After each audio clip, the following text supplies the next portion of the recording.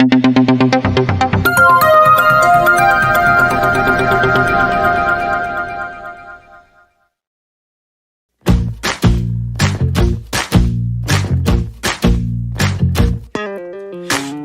bisa bersama mengubah dunia. Percaya pada diri demi cita-cita. Belajar, bergerak. Assalamualaikum warahmatullahi wabarakatuh. Waalaikumsalam. Selamat pagi Ibu Maimun.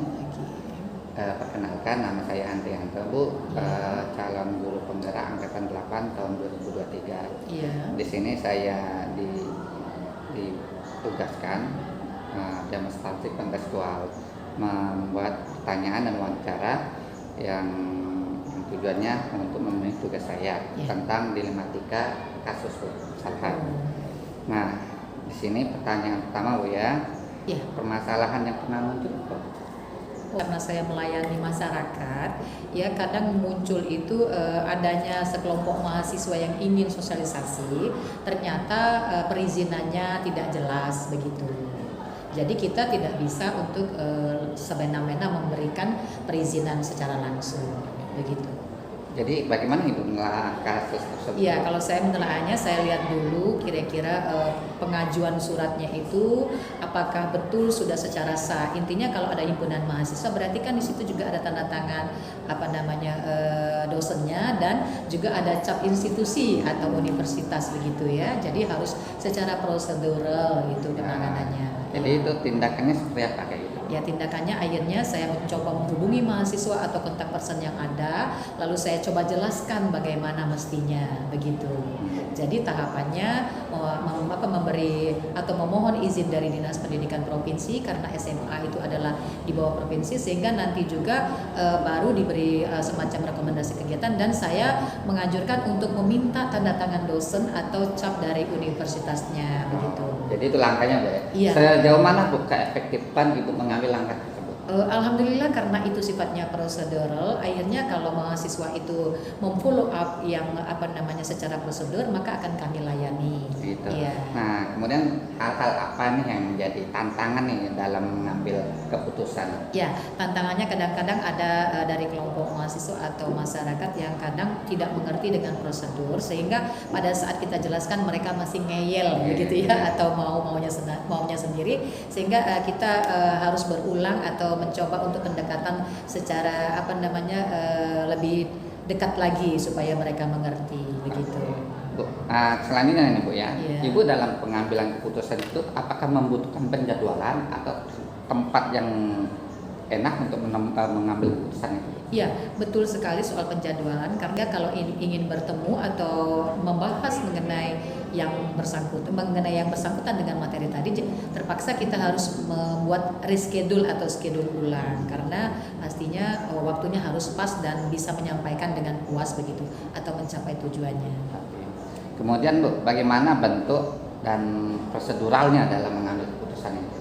Ya, sebenarnya karena memang kita sudah mempunyai semacam SOP, sehingga dalam mengambil keputusan kita harus mengarah kepada SOP tersebut dalam pengertian melayani masyarakat, tetapi juga dengan prosedur yang telah kita tetapkan bersama begitu, Pak. Ini, Bu, faktor apa yang menjadi pendukung dalam pengambilan keputusan itu selain SOP? Iya, sebenarnya faktor pendukung dari pengambilan keputusan itu sebenarnya adalah sejauh mana sikap atau kemauan dari masyarakat atau dalam hal ini mahasiswa untuk benar-benar kalaupun mau mengadakan sosialisasi atau pendekatan ke SMA Negeri 1 itu pastinya dengan jalan yang sebenarnya atau dengan surat resmi dan secara prosedural tadi, sehingga itu akan kita layani begitu, Pak. Oke. Iya. Jadi gini, Bu, ya, ini untuk jadi pembelajaran saya gitu. Yang jadi pembelajaran Ibu nih dalam mengambil keputusan itu apa gitu? Ya, sebenarnya kita dalam mengambil keputusan banyak sekali mempertimbangkan hal-hal yang berkaitan dengan pengambilan keputusan itu.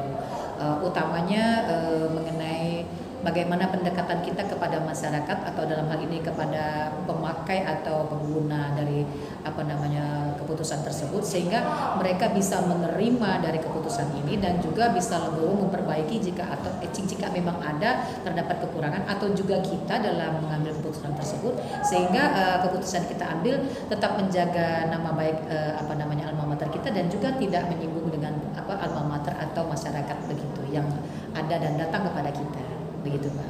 Oke, terima kasih sebelum luar biasa. Ya, sama-sama. Dan saya sekali lagi Bu sebagai calon guru tunggal ini ucapkan terima kasih atas wejangan Ibu nih memberikan pencerahan terutama dalam pengambilan keputusan. Lagi saya ucapkan terima kasih. Oke, Bu. terima kasih Pak. Saya tutup nih Bu. Assalamualaikum warahmatullahi wabarakatuh. Waalaikumsalam warahmatullahi wabarakatuh.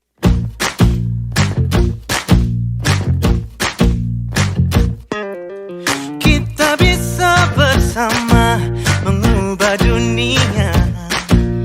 Percaya pada diri demi cita-cita.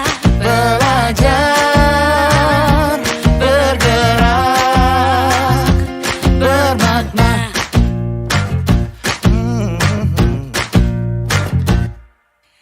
Aku bisa belajar dari ilmumu. Oh, kamu bisa belajar dari yang ku tahu. Belajar, bergerak, bermakna.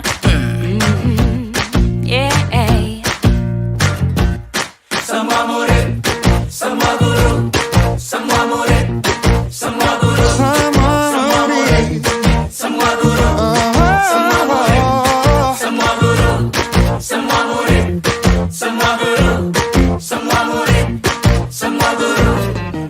Meski berbagai budaya, berbagai usia, dan ingatlah bahwa kita insan yang merdeka. Assalamualaikum Bu. Waalaikumsalam warahmatullahi wabarakatuh. Maaf Bu mengganggu. Iya. Sini saya punya penugasan tentang neurosalji seksual dan real ya, kejadian yang nyata Bu. Nah kira-kira Bu, selama Ibu jadi wakil karakter itu Bu, permasalahan apa yang sering muncul Bu? Kemudian Kalau untuk di sekolah, pelanggaran yang paling sering muncul itu adalah masalah tata tertib berpakaian anak-anak.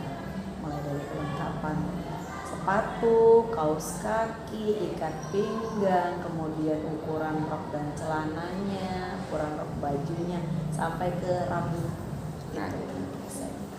bagaimana Ibu cara menelaah dari kasus tadi Bu? Kalau saya menelaah kasus ini biasanya ini telaah untuk mengetahui anak yang bermasalah Ya. itu biasanya dimulai dari kegiatan 5S kita di depan. Jadi kebetulan karena kita ini pelaksanaan setiap hari itu ada kegiatan apel pagi pembiasaannya. Jadi sebelum apel pagi biasanya guru-guru sudah melaksanakan 5S, ada program senyum, sapa, salam, sopan santun. Jadi anak-anak memang disapa sama guru-guru. Nah pada saat menyambut itulah terkadang kita selaku tim pendidikan itu langsung melihat siapa yang tidak pakai kaos kaki, siapa yang kaos kakinya pendek, siapa yang nggak pakai ikat pinggang atau roknya sengaja dikecilin atau sepannya sengaja dikecilin. Di sana kita melihat, termasuk terkadang anak yang bawa kendaraan yang nggak pakai helm tuh sengaja kita stop. Kenapa nggak pakai helm? Itu merupakan bagian dari tata tertib yang memang kita terapkan di sekolah kita. Jadi tadi kasusnya itu pelanggaran tata tertib ya. Kemudian, nah tindakan atau langkah-langkah yang seperti apa yang sudah dilakukan Untuk mengatasi. ya? Kalau untuk mengatasi sementara ini kita biasanya dalam bentuk peneguran. Kemudian selain peneguran, kalau misalnya sudah 1 minggu berjalan teguran sampai 3 hari kita ingatkan di apel pagi masih dilakukan dengan anak-anak tanpa ada perubahan, biasanya kita langsung melakukan razia. Razia itu dengan setelah pelaksanaan apel pagi kita memisahkan anak-anak yang melakukan pelanggaran, kemudian kita bikin catatan khusus, bahkan ada yang langsung dalam bentuk perjanjian agar mereka tidak lagi melakukan hal yang sama. Kalau pelanggarannya misalnya dalam bentuk sepatu, kaos kaki itu bisa kita tahan. Jadi satu harian itu mereka tuh tidak menggunakan sepatu gitu sebagai hukuman, tapi ketika pulang mereka boleh mengambil lagi dengan catatan besok harus menggunakan sepatu yang sama dengan yang sesuai sudah ditentukan oleh sekolah gitu. Ya, sedikit Bu ya, saya Iya. tanyakan. Ada nggak dilema ya? Mau nanya nih dilemanya gitu ya. Dilemanya dalam menegakkan aturan itu ada nggak? Pasti ada. Terkadang ada orang tua yang nggak paham bahwasanya semua peraturan itu berlaku untuk setiap anak. Dan ketika anaknya bermasalah, dia tuh menganggap bahwa anaknya sendiri gitu yang dilakukan penindakan gitu. Padahal ketika kita undang dia untuk hadir ke sekolah, karena saya pikir ketika kita melakukan komunikasi dengan melakukan via telepon, apalagi WA itu kadang nggak nyambung Pak Andri. Ya. Jadi saya sengaja mengundang orang tua yang tadi bermasalah menganggap anaknya hanya dianggap bermasalah, itu kita undang ke sekolah dan kita jelaskan semuanya bahwasanya tidak bersifat personal, tapi kita terapkan semua peraturan itu untuk setiap siswa dan peringatan yang kita sampaikan itu juga tidak bersifat personal karena kita sampaikan melalui apel pagi. Jadi besok ibu cek rambut, kuku, baju gitu contohnya. Nah itu tidak personal, misalnya si A kamu bajunya kecil, itu tidak, karena tidak mungkin terpantau dengan 1.200 siswa ini.